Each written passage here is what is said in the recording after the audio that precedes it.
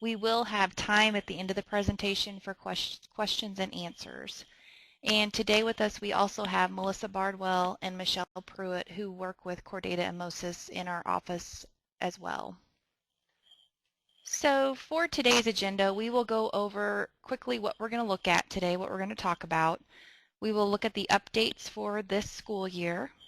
We're going to look more in depth at the August and the October cycle. And then we have a few web references for you and then some items on the horizon. So here is a list of all of the cycles that are due in MOSIS throughout the school year. You can see that the ones that are highlighted are for the August cycle as well as the October cycle. So those are the ones that we are focusing on today. Something else that we'll also mention that is available right now is the end of course fall pre-code. You can see that the August cycle was due August 15th, so if you do not have that in, you would want to definitely be getting that certified and to us. And then the October data is available or is due October 15th. Currently the educator data and the assignment data for October are available for you to start submitting. And then we will be working on turning on the student core file around September 15th for you to submit. Something else to mention while we are on this slide is if you do not have some of last year's data in, you need to be ensuring that you are doing that as we are getting ready to start looking at the MSIP APR data. You'll want to make sure, for example, that you have in like last year's February graduate follow-up file, last year's June course completion file, the June enrollment attendance data. If you have not already done it, you need to go out to MOSIS and ensure that you have the CCRID cleanup file completed. That is a trial that we actually create for you, so you're just cleaning up MOSIS state IDs within that file. So just a couple of side notes there, just to make sure that you have last year's data completed, so as they start looking at it for this year's APR, that all of the data will be in to us.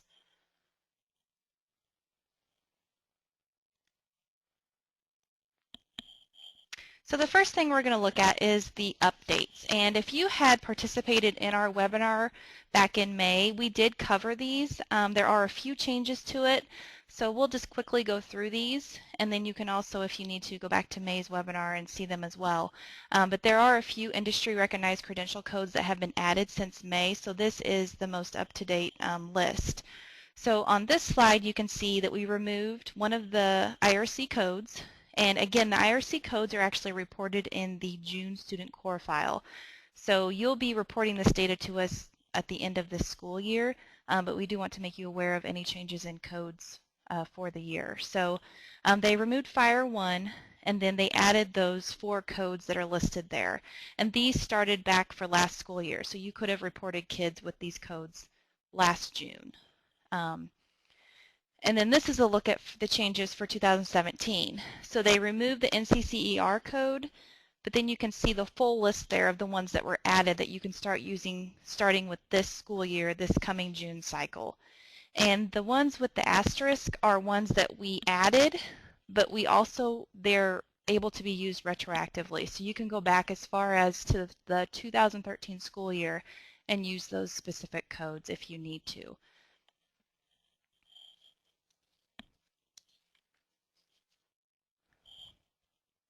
Okay, so for MOVIP reporting, this was something else that we mentioned back in May, that we had made some changes that we're starting with back in 2016. You were able to use this code, and so of course that moves forward. So for right now, as you're starting to report October cycle, it's important to know that for MOVIP classes that your students may be taking, in the October course assignment file, we have a new program code 50, so you would label a MOVIP course with program code 50. And then you're also going to report the course delivery system as a V. And then in doing so, you're not reporting an educator to us. So we here at DESE have the educator information for all of the MOVIP courses. So we keep that here, and we do not expect for you guys to report that data to us. So you are only responsible for reporting the courses and student assignments for the MOVIP courses. And then again, we have the new program code 50 to designate that it is MOVIP. And then we have a course delivery system of V to designate that it's virtual.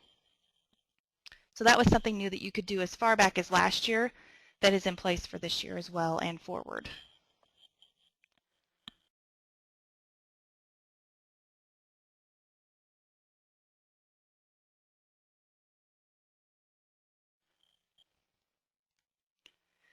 The other item that we've been talking about for a while is the removal of the student Social Security number. So this all started with this school year. So for the 2017 school year and beyond, we have removed the student Social Security number field from all student core files, all student enrollment attendance files, the ASVAB file, and the direct certification file. So anywhere that you were reporting to us the student Social Security number, we have removed that capability by removing the actual field from the file. The exception to that is that in our student graduate follow-up file, you are still reporting the SSN for the adults that are in adult programs. And those would be adults that are reported with CTE program codes ending with 07 or 10. So that's kind of the exception. So you'll still see the SSN in the follow-up file in February, but you'll only be allowed to report it if it is an adult in an adult program. And just as kind of a reminder, we had a lot of questions around the Social Security number, and if you guys were able to keep it locally or if you were supposed to remove it there as well, just kind of to remind you that you are able to keep it locally as you need for your own purposes, but you would not be reporting it to DESE. So in all of your reports that you do to us, you would not be submitting it to us.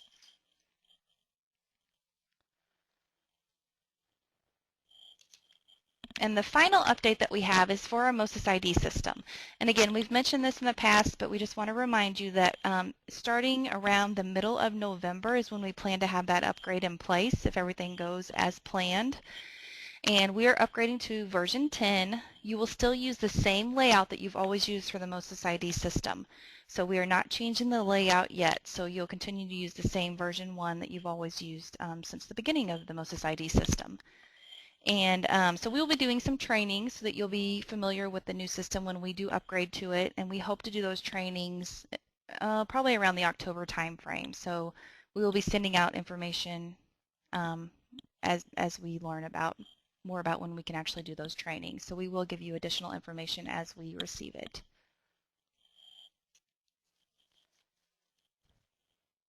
Okay, so that concludes the updates that we have. So there's not a lot of changes for this school year, thankfully, but we did want to make you aware of a few of those that are good to be aware of.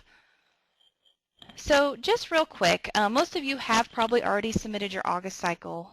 And again, the August cycle is primarily only for approved summer school. So if your district had an approved summer school, you would report this to us with the students' attendance hours.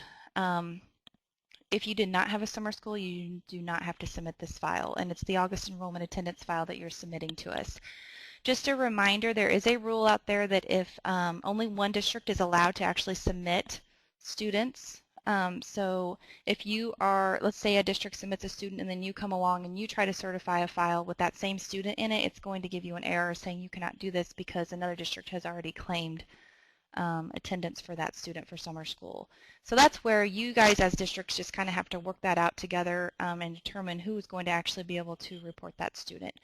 So most all of you probably already have this file into us, but we just wanted to kind of remind you again that that is out there. It was due August 15th, so if you do not have your summer school attendance information into us, you'll want to go ahead and do so. And this is just a quick reminder of the August cycle core data screens, and we tried to mention on here what exactly they do on there.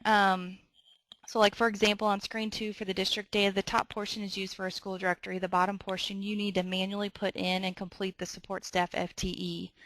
So just kind of going down this list, screen 2A is for the charter board members and non-LEA charters.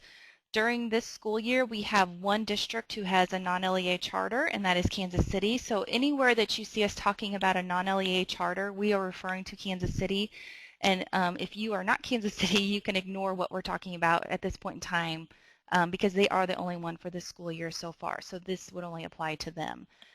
Screen 3, we always remind you, make sure you have your district contact personnel updated. We use this information when we are communicating to districts.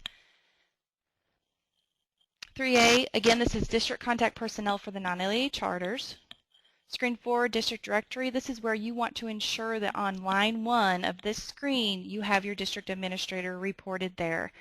That is how we are going to communicate with them, and that's how we are going to know who your administrator is for your district. Screen 6 is district tax data. Screen 8 is attendance center data. So you'll want to ensure that all of your buildings, that their information is up to date on the attendance center screen. Screen 10 is your school calendar. Again, if you have questions about that, you want to contact school finance. They answer the majority of the questions around the school calendar, but you would be, at this point in time for the August cycle, you would be putting in your planned calendar for the school year. So you want to ensure that you have done that. And then the last screen on there is screen 16, which is for your summer school enrollment. And that is populated when you certify your August student enrollment attendance file. So that kind of sums up the August cycle. Again, a lot of you probably already have this completed, but just a reminder of what you need to make sure that you have due so that it's complete for us. Something else to mention, we opened the assessment pre-code for the end of course fall for the first window. We opened that on Tuesday, past Tuesday, I guess. So yesterday, I guess. So this is a pre-code file for any students who are taking into course assessments during this school year.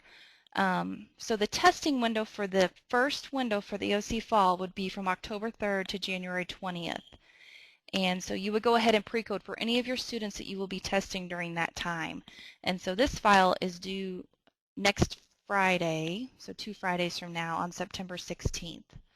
So just a reminder, if you do need to pre-code for some of your students who are going to be assessed, that you'll want to go ahead and go do that in MOSIS.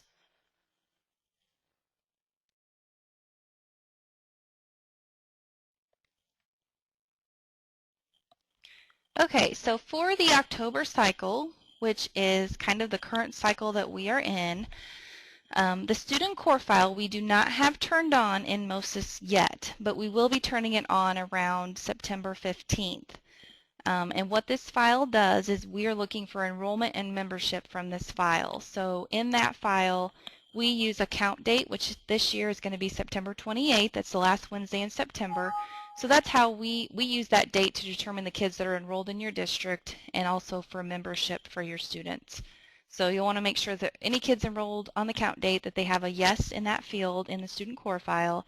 And then the one prior 10-day attendance is what helps us to determine membership. So if you have a student who attended at least one of the 10 prior school days to the count date, you put an N in that field. So those two fields help to make up the enrollment and the membership. Another reminder for you is that if you are a NAEP sample district, you need to have the student core file certified by October 15th.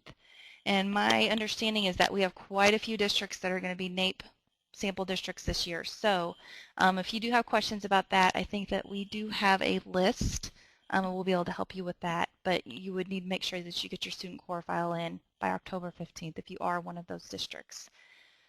So that is the student core information. Currently available in MOSIS is the educator information and the assignment information. So for a couple of weeks now, maybe up to a month ago, we turned on the educator and the assignment information so that you could start submitting that data to us. These files do take a little bit lengthier time than other files to get into us, so turning them on early I think helps you guys work through some of the errors and edits that you do receive when submitting them.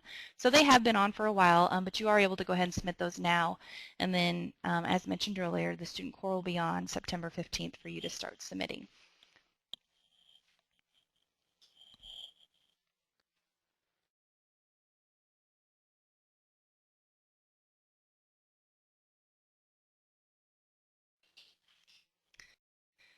This is a look at the core data cycles for the October cycle.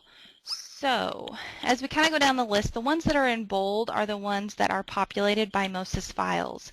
So on screen 2, when you certify your student core file in MOSIS, that LEP-ELL data is going to flow over to screen 2, so you'll be able to see those counts. Screen 15 is the homeschool free and reduced lunch screen. When you certify your student core, it is going to pull the numbers over for the federal program's head count fields. Screen 16 is the enrollment membership information. We just talked about that, so when you certify your student core, those numbers are going to pull over to screen 16. Screen 18 is the educator data. Screen 20 is the course and assignment data. So your educator and your assignment data, when you get that certified, will pull over to those two screens. Screen 21 is educator vacancy. And this is a manually entered screen. In the past, we have not put a lot of emphasis on this screen, but our Office of Educator Quality is going to start looking at this data. So you want to ensure that you are going on to screen 21 in core data and entering in the educator vacancy information. So they're going to start looking closer at teacher shortage and predictor model stuff and stuff that they do within their Office of Educator Quality, and they are going to need the educator vacancy data from you guys. So we want to just kind of emphasize, make sure that you're looking at screen 21, and that is a manually entered screen that you would actually manually go on and put the data into versus having it populated from MOSIS. Screen 22 is Ascending School Courses and Enrollment Information. This is populated by our course data and our student assignment data. And then screen 25 is Gifted Education data. If you do have any questions around screen 25, you can contact David Welch, and he helps to administer that program here at the department. With any of the data that we're talking about, or any of the cycles or the fields or the files, all of that is available, and additional information is available in our Core Data MOSIS manual. And we do have the updated 2016-17 version out on our website, and we'll show you where some of the other things you can also reference on our website as well later on. But it does go through each cycle. It shows you each screen, each file, what's submitted in them, so that is helpful to you, especially if you are new. You want to for sure go grab our manual, and it'll walk you through each of the cycles throughout the year.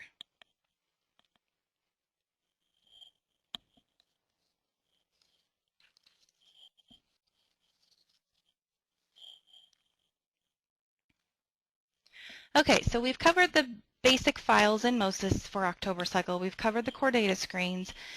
The next few slides are just kind of going through some of the scenarios or questions that we receive from districts. So hopefully some of these slides will help to answer some of the questions that you frequently ask us. So one of the first things here kind of relates to our student core file. So when you submit your October student core file, a lot of times you will receive a warning that tells you that you cannot report this student because they have been reported as a dropout in the prior year. So what that means is that, so we are looking across all districts for this. So what that means is that the district who's trying to report the kid is the one who is going to see this edit. So if you do receive this edit, it is helpful. It should tell you the district that actually reported the dropout. So it is helpful if you can contact them and work with them, and actually they're able to recover that dropout so that they don't have them as a dropout status any longer since they're enrolled in your district. And you can work together to help get that resolved, and then you are able to report that student. It is a warning, so you can go ahead and move forward with your file and report the kid, but it is helpful to the other district to let them know that they do have this dropout that they can recover. If, for whatever reason, you don't make contact with them, and that's fine, when we turn on our state-level violations, which are violations that we have throughout the year in some of our cycles and files, it's violations where we look across all districts and we just look for certain things, and we're able to return to you if we do find some of those findings.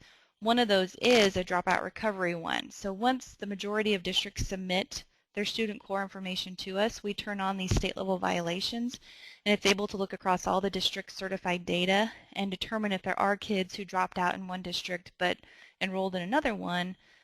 It lets that district know that you can recover that dropout. So in the first warning we talked about, you know, if you aren't able to, or if you don't make contact with that district, then you are able to, they're able to actually see that when we turn on our state level violations. So that helps them as well. So just something to kind of keep in mind. It's good to recover dropouts. It's good that kids are enrolling in other districts, so it's good to look for that. And these two items can help with that. So it's just something to kind of make you aware of as you're going through your data to look out for, and definitely helps.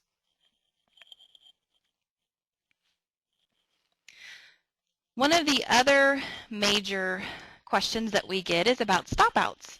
So you've probably seen these screens before, but we just want to reiterate how to kind of work through what a stopout is. So the stopout codes are able to be used when an absence exceeds 20 consecutive calendar days, and that equates to 15 school days. So let's say, in this first example here, let's say you have a student who was reported as a dropout last year in the 15-16 school year. If they return before this fall count date, which the subsequent fall count date would be September 28th of 2016, then the student can be recovered and they're no longer a dropout. So what you would do in that situation is you would go in and change where you had the student marked as a dropout, and you're going to put them in as a stopout exit.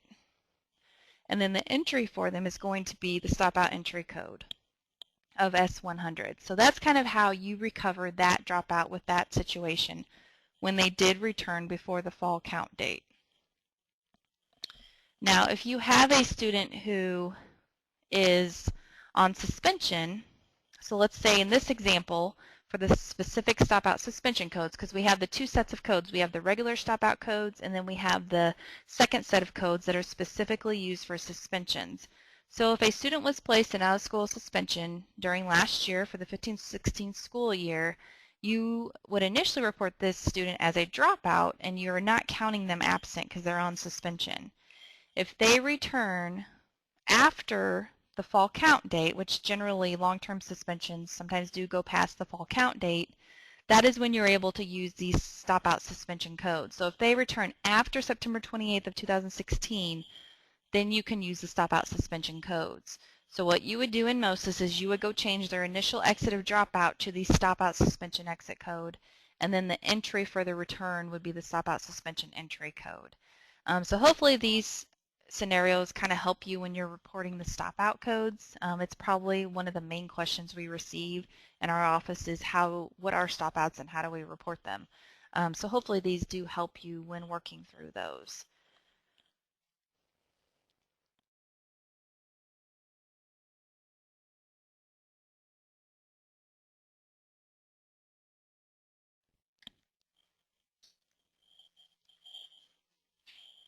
Okay, another question is for the educator course assignment data, who are you supposed to report? And if you do go to our manual, the Core Data MOSIS manual, the top of screen 18 in the manual will go over exactly what we're talking about here. So it will let you know who you are supposed to report. And that includes personnel requiring a certificate, aides, paraprofessionals, ancillary personnel, parent educators if funded by state or federal programs, and then administrators involved with instructional programs. Contracted staff are also reported, but they have specific reporting requirements. So you're reporting them with a fiscal agent district code. You're going to report them with 0 salary, 0 FTE, and additional help with that would be to reference our Exhibit 35 as we do work through contracted staff in that exhibit. So if you do have questions about reporting them, you can reference that exhibit in our manual, and that will help with that as well.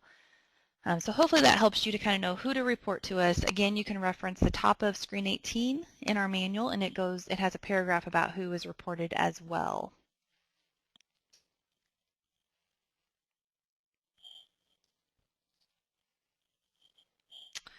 Okay, for educator and assignment data that you're reporting to us in the October cycle, we always talk about how if you have changes throughout the year, to go ahead and make those to those educators and the courses.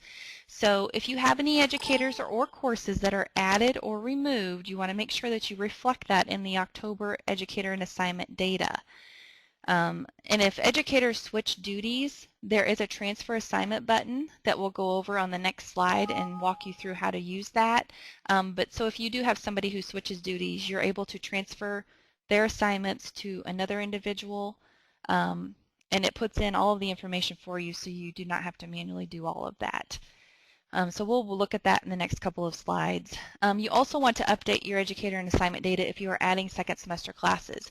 So a lot of times when you are reporting your October cycle to us, you do not know what your second semester classes are yet. So once you know what those are, you want to go ahead and get them added in and update your educator and assignment data with those. In transferring duties or people leaving or courses starting later, ending early, we want to make sure that you have the start dates, the early end dates all in there. So on the educator as well as the assignment information, there are dates. So if you have an educator who starts at the beginning of the year but they end, let's say, in October and they leave. You want to make sure that they have a early end date on their educator information as well as all of the courses that they were teaching. Same goes for if you start something late in the year. So the start dates and the end dates are only if something happens during the year. You don't have those on every single record for your educator and assignment data. If you do have it on every single record, it causes some issues with some of our edits. So just ensure that you truly only have the start dates and early end dates and all of that information for dates only if it started late or ended early during the school year. And then just another note there at the bottom that the educator and assignment data is reported by the district providing the instruction unless a private non-public college is providing the instruction, and then your district, the home district, should be reporting this data to us because they would not be reporting it to us if it was a college or university or non-public. Something else to mention, we get a lot of questions about student assignment data and if it needs to be updated throughout the year. So if you have students, so when you first set up your schedules and you report the educator and the assignment data to us, you're putting students in all of those classes. If students decide to withdraw from classes and then enter into other classes throughout the year, you do not have to show that to us. So the student assignment file can be reported as a snapshot in time, and it's kind of left that way. The only exception to that would be is if you do add new courses throughout the year, you'll want to make sure that you put students in those courses that you're adding that are new. But, as we said on here, you want to make sure you're updating the educators and the courses throughout the year. Student assignments you don't have to do unless it is like a new course and you're adding in a whole new set of students. Then that's when we would expect for you to do that.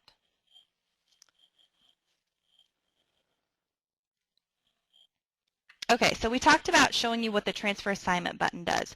So if you do have an individual who is going to be either switching duties or ending and leaving your district, then if you come to the transfer assignment button, you can go into your course assignment information, and actually you can view any record and you'll be able to see this button. And as soon as you click on the transfer assignment button on your course assignment record, then you will be able to see this page. And so if you just click on any of them, some people go directly to the individual that they're working with, but you'll actually be able to choose from this top drop down here whoever the individual is that you're transferring. So let's say that we're transferring Amber, and when you choose me from the drop down, it's going to show all of my assignments that I have. So currently right now the only one I have in there is plan time.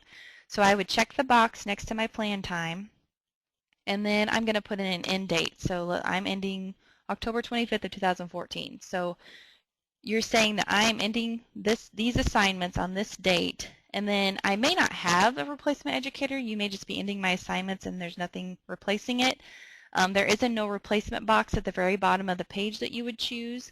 But if I do have a replacement educator, and most likely I probably do if it's in the middle of the year, then you then have the option on the bottom section there to put in the replacement educator's social, first and last name, and then when they're actually going to start. So the start date would be on there.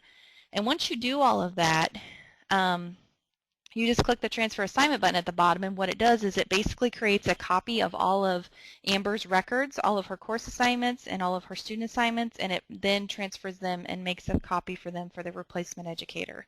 So that is a lot easier than you trying to manually do it in the system, but it'll basically do it for you.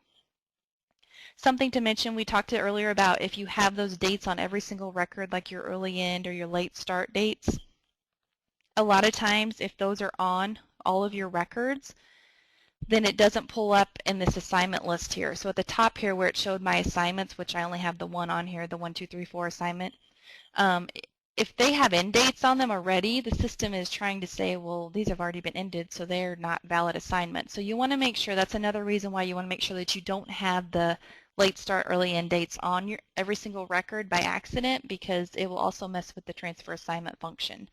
So just kind of a side note there. So that is one of the functions that we have that does help you to do that when educators are leaving or switching duties throughout the school year.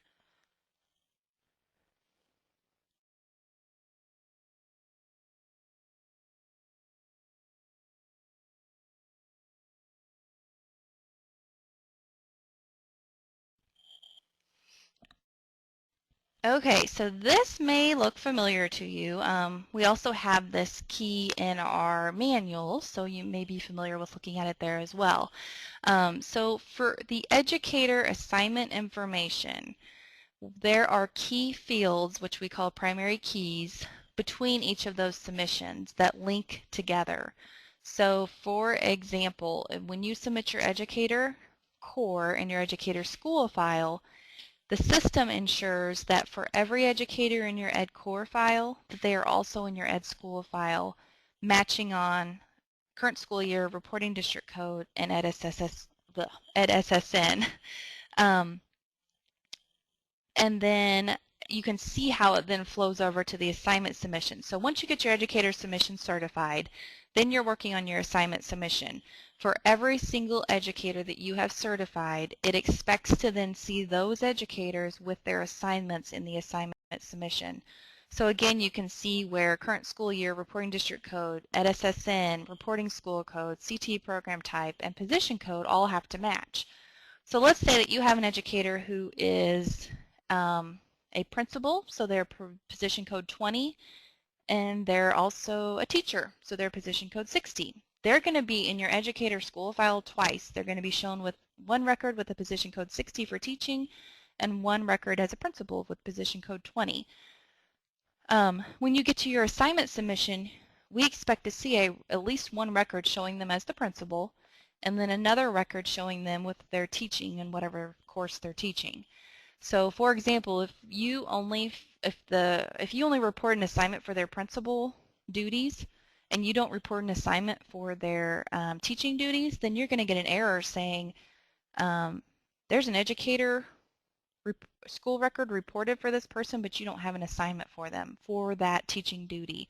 So it's just ensuring, by using these primary keys, it's ensuring that all of the data flows from one file to the next and that it can all match up so that you have complete data that you're reporting to us.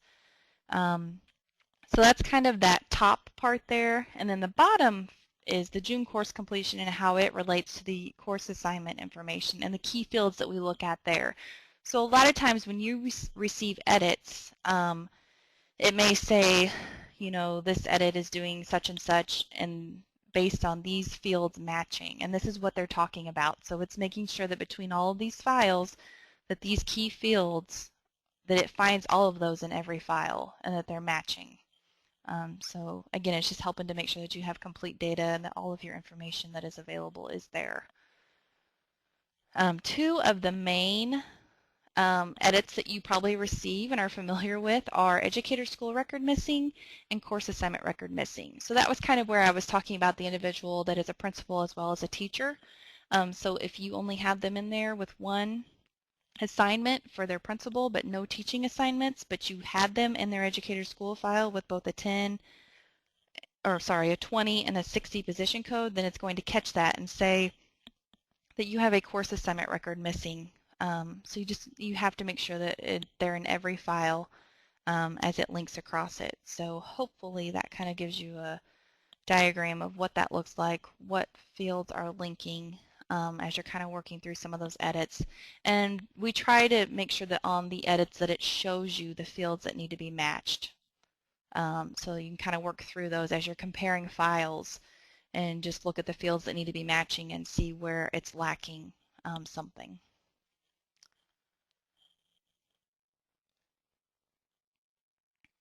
Okay, so here are some reminders for your educator assignment files when you're reporting them. Something to remind you of is to report your superintendents. So there is a specific course number for superintendents, so they should be in your educator files and they should also be in your assignment files. They are generally reported in Building 1000 with position code 10, which is our admin position code, and then a course number of 881000. So you'll want to make sure that they are in your educator files and that they're in your assignment files. Same thing for principals. So you may have multiple principals across your building. So you report them with the specific building that they are in. Their position code is 20, and then there is the specific course number. So there's multiple ones for principals. If it's like an elementary principal, a middle school principal, high school, so there's different course numbers for those. So you would report the one that's specific to what they are doing. So just a reminder. Something else that I know you probably get a lot of edits on is years of experience. So years ago, we put in an edit that required that the years of experience increase +1 for each year. So if you had an individual in your files last year, and let's say that they had 10 years of experience, then we would expect to see 11 years of experience for this year. So we started that, I think, back in like 2012, possibly. So just kind of to let you know to expect to see that. If your years are not increasing +1 each year, then you'll probably receive an edit saying that the years aren't quite matching up right.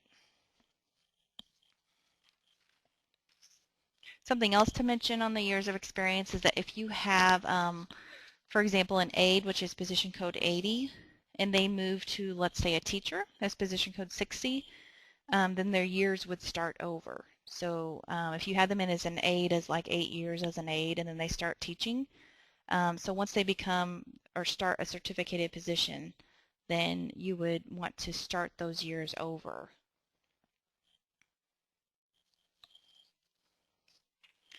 Okay, I think we're almost getting to the end. I know this is a lot of information, but then we'll have time for questions, so hopefully you can bear with us as we kind of go through these next few slides. Okay, so another big question we receive a lot is how to report dual credit. Back in October of last year, we tried to go through more specific information on reporting dual credit, virtual, electronic media, ITV courses, all of that information. So at the bottom of the slide, we have that webinar because it does go into a little bit more in-depth information on these scenarios. But just to kind of remind you, when you're reporting your dual credit information, Exhibit 26 in our manual does reference reporting scenarios for that. Something else to remind you of is we get a lot of questions around if there are, let's say, 20 kids in a class and 10 of them pay for dual credit, do I report them all as dual credit? You are only reporting the students who are actually paying for the dual credit. We then take that information and we take everybody in the class when we're calculating information for MSIP, and we do count the whole class. But you are actually only responsible for reporting the students who are actually paying for the dual credit. So just to kind of remind you of that. And then to know how we know that it's dual credit is we are looking at the student assignment information, and there is a receiving college district code field, a dual credit site field, a sending districts and sending school field, and that's in the student assignment file. So we look at, that's how we tell that a class is dual credit, by those fields that are in the student assignment file. So you want to ensure that they are completed with the correct information so that we can tell the correct dual credit information for those students. So then the virtual, the electronic media, and the ITV courses. Exhibit 34 in our manual does go over some of this. We continue to try to come up with additional documentation to help clarify how to report these. So we will continue doing that as well, but right now you can go to our manual and you can pull up Exhibit 34, and it does try to go through the different reporting scenarios for reporting these different types of courses to us. So that is a good reference for that. And then again, if you want to look at our webinar from last year, we did go through some of the specifics for some of these individual course scenarios.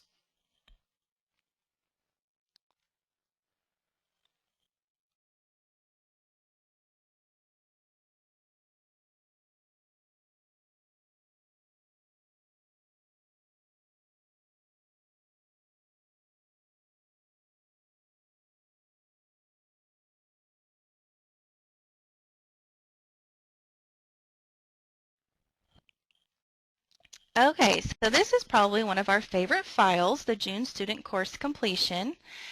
And so we wanted to try to help you to know when you're reporting your October cycle course information to us, what we expect when the course completion information rolls around.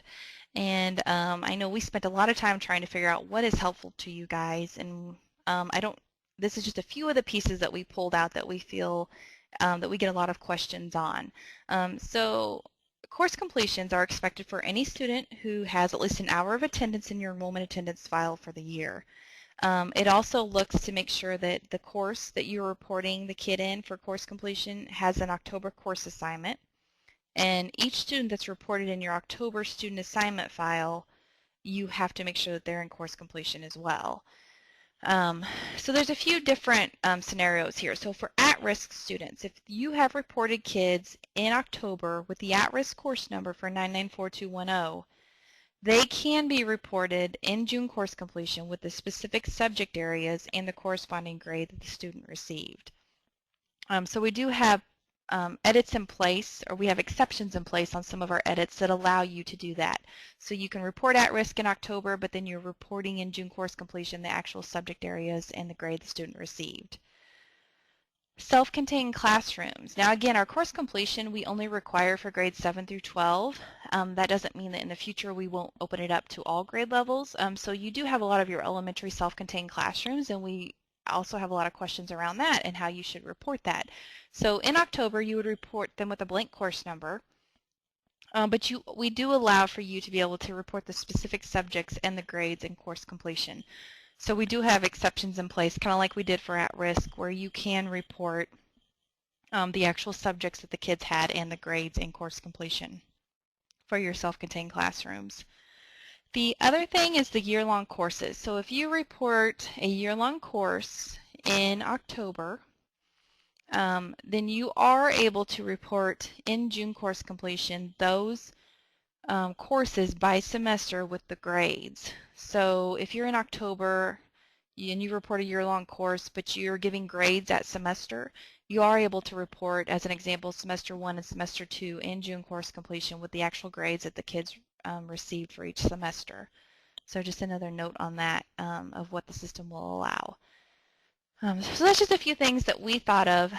If you have guidance on how we can help you to better work through more clarification between October and June course completion, we definitely welcome that. I know we've worked through a lot of different scenarios and we're just not sure what is the most helpful. So any feedback on that is appreciated.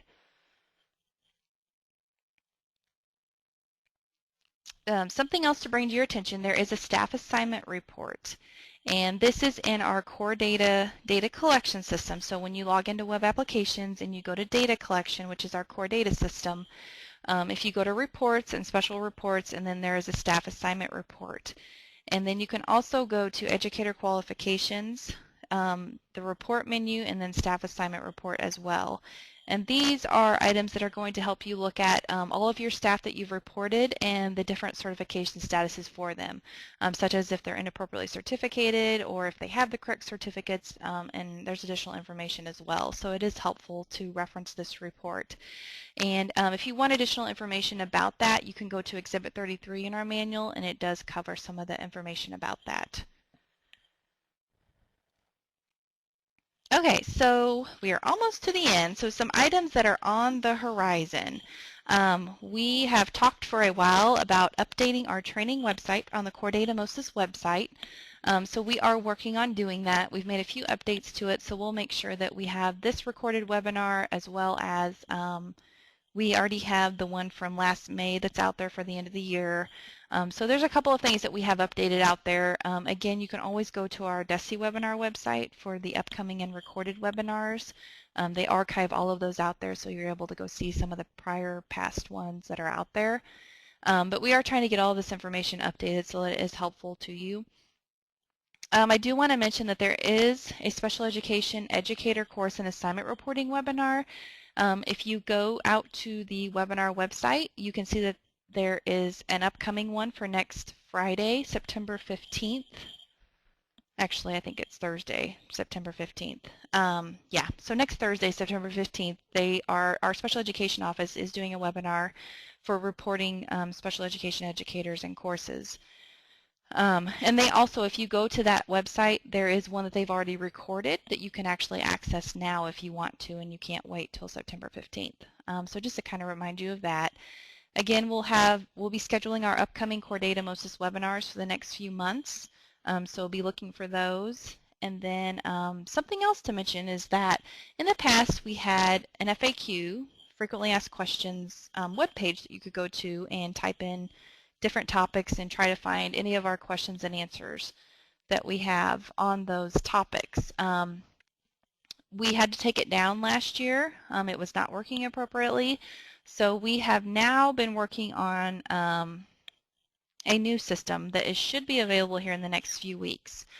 So look forward to having a new frequently asked questions system. It will take us a little bit of time to get some of the questions and answers input into it, but we will plan on taking all of our questions and answers from all the webinars that we've had over the past year or two, as well as any new ones that are coming in over time to add into our frequently asked questions. So hopefully that will help you guys as time goes on.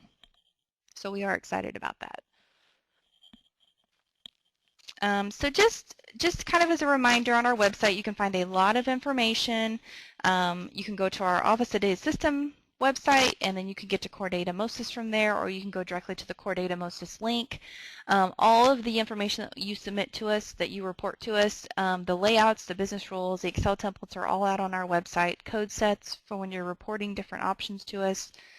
Subscribe to our listserv if you have not already, so you can go to our website and subscribe to the listserv, and we try to send out notifications on that periodically. Again, pull down our manual. It's the updated version for this school year.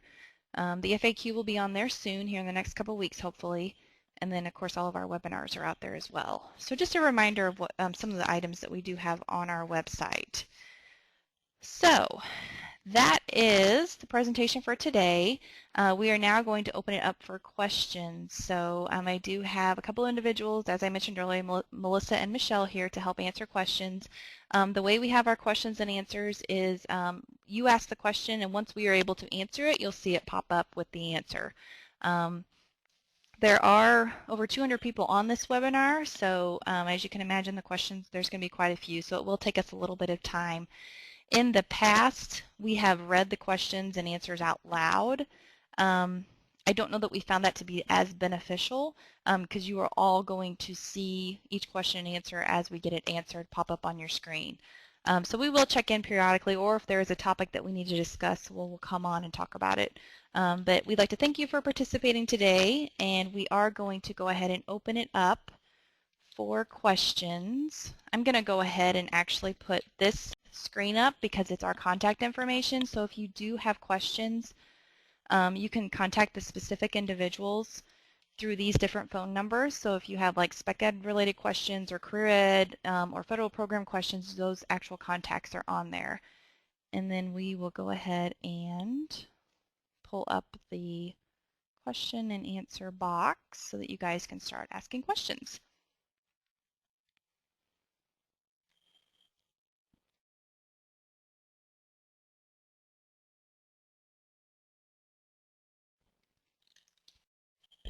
Okay, one of the first questions we had, I'm going to go ahead and mention just as kind of the enrollment attendance information you report in the June cycle to us, but it does affect you throughout the year as you're reporting kids' absences and attendance and all of that. So something to remember is that at the beginning of your school year, on the first day of school, every single student that you had remained from the prior year, we would expect to see them remained on your first day of school, whether that was remained advanced or remained retained from last year, you would have that same coding for them as their entry on the first day of school. Then if they do not show up for the school year, then you would go ahead and transfer or exit them that same day and transfer them or whatever the situation may be. If a kid does not come for, like, let's say 5 days, then you technically, since they're still enrolled in your district, and you should technically bring them in on the first day of school with the correct status, and then you have to count them absent for those 5 days, unfortunately, because we would consider them to be enrolled in your district, so you would be accountable for them. So that was one of the questions we had. So just to kind of reiterate, as you're thinking about enrollment attendance and the first day of school and just bringing all those kids back in, kind of how that works. So hopefully that helps.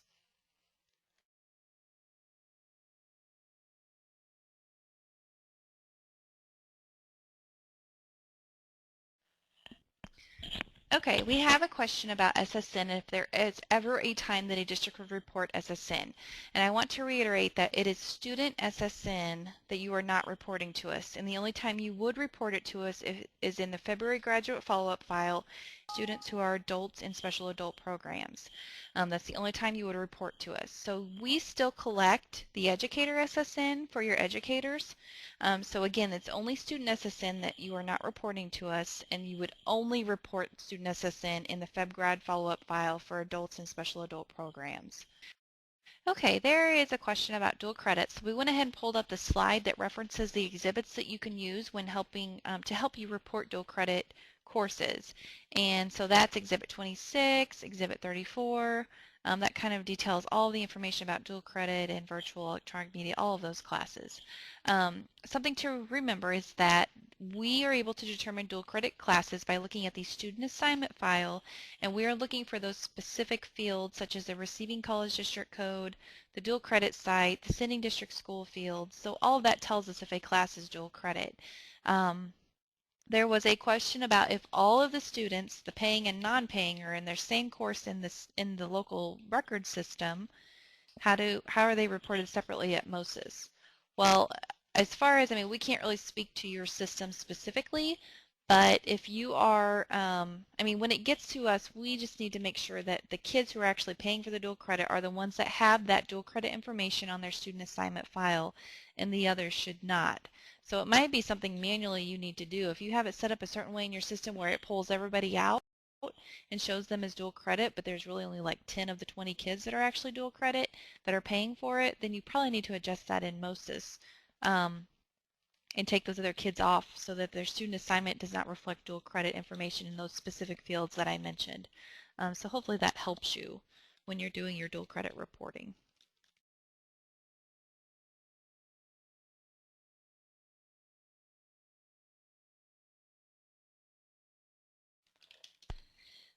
Okay, so it looks like there have been a lot of questions around the student SSN reporting and A+ students. So in the prior cycles, there have been edits that are related to A+ students and the requirement of the student SSN for those students for the A+ program.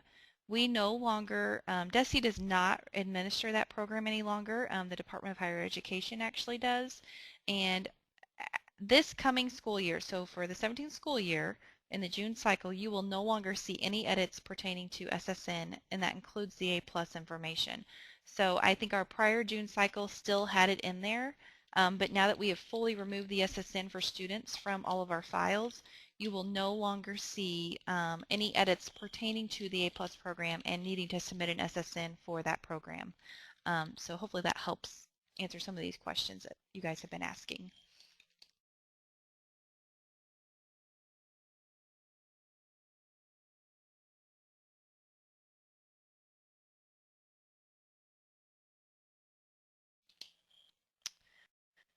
There is a question about mentioning and repeating the educator vacancy information again. So just as a reminder, in the October cycle, core data screen 21 is for educator vacancy data. This is a manually entered screen, so you would want to go directly onto the screen and input the information manually. And again, our Office of Educator Quality is going to be using this information as they start looking at data that is around shortage data, and they're doing some predictor model stuff. So they need this information from you. So just we want to encourage you and emphasize that the Screen 21 educator vacancy data does need to be entered, and so we just want to bring attention to that.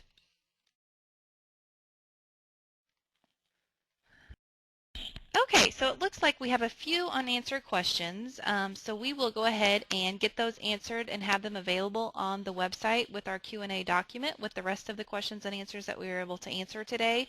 Again, we want to thank you for participating in our webinar today. We do hope that you found it to be helpful. As always, you can contact us. You can email our web reply. Melissa, Michelle, and myself, we all check that, so we can get back to you. And also you can contact the phone numbers that are listed here. It is 3 o'clock, so we are required to sign off. But again, thank you for your participation. You can take a short survey that is out on our webinar website under this specific webinar that can help give us feedback for future webinars as well. So we will go ahead and get the rest of these answered and get the information posted on the website. Thank you again for your participation today.